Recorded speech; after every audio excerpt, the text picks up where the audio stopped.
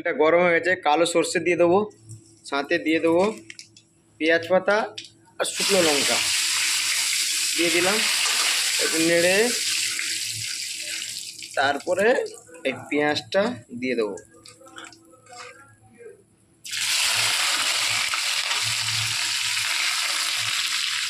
এই পেঁয়াজটা দিয়ে একটু নেড়ে নেবো।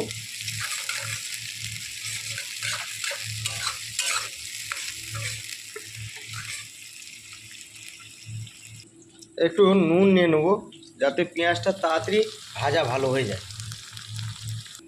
এবার হলুদ দিয়ে দেবো একটু,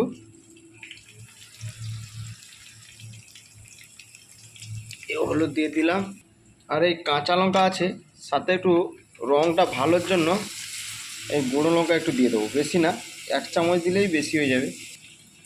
সাথে টমেটো ছিল, টমেটোটা দিয়ে দেবো কারণ লঙ্কাটা দিয়েছি, এই জন্য একটু জলও দিতে হবে। এই ভাত হয়ে গেছে, ভাতের ফ্যান করাচ্ছে এখন। একটু মশলায় জল দিয়ে দেবো, নাহলে লেগে যাবে, সেই জন্য একটু জল দিয়ে দিলাম। ওই জল দেওয়ার পর একটু নাড়িয়ে নেবো। নাড়িয়ে নেওয়ার পর ফুলকোগুলো ভাজা ছিল, আর এই মাছ তো ভাজা দেখেছেন। মশলা দেখুন কষা হয়ে গেছে, সেই জন্য ফুলকপি ভাজাটা ছিল আগে, দিয়ে দিলাম।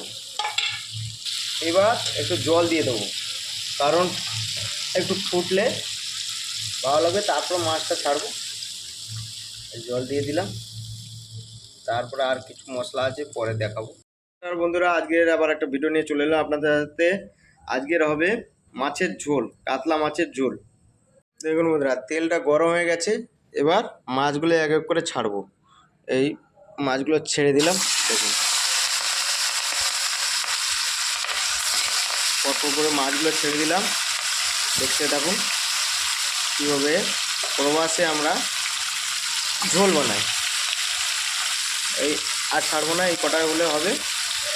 আবার পরবর্তীকালে এই কটা মাছ বেঁচে গেছে, পরবর্তীতে ছাড়বো। এক প্লেট ভাজা হয়ে গেছে, এই জন্য পাল্টে নেবো। দেখুন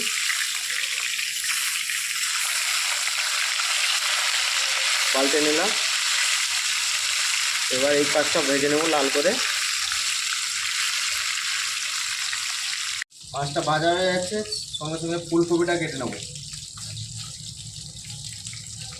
বেশি নেবো না, 2-3 পিস নেবো। এই 2-3 পিস হয়ে গেলে আমার বেশি হয়ে যাবে। এই 3 পিস নিয়েছি, আর বেশি নেবো না। মাছটা ভাজা হয়ে গেছে, দেখুন লাল করে। আমরা তুলে নেবো। এই তুলে নিলাম মাছটা, দেখুন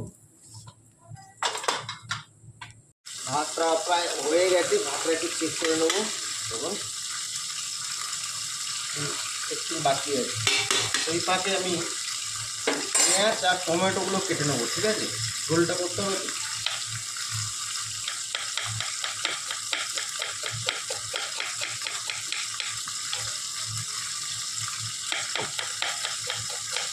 আজ আমার কাটা প্রায় শেষ,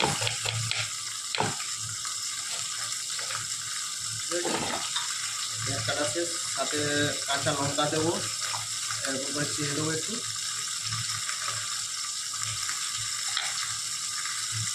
তরকারিটা ফুটে উঠেছে, এবার মাছগুলো ছেড়ে দেবো। এই মাছগুলো ছেড়ে দিলাম, দেখুন মাছের পেটি।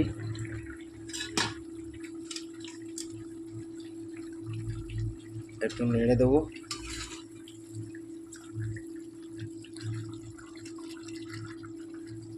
হয়ে গেছে, এখন একটু গরম মশলা দিয়ে দেবো চারদিকে, এরকমভাবে ছড়িয়ে দেবো। একটু দিয়ে দিলাম, সাথে ধনিয়া পাতা কাটা ছিল, ছড়িয়ে দেবো। ভালো লাগলে লাইক এবং কমেন্টস করবেন এবং সাবস্ক্রাইব করবেন এবং বেল আইকন দাবাবেন, যাতে আমার ভিডিওটা প্রথমে আপনার কাছে যায়।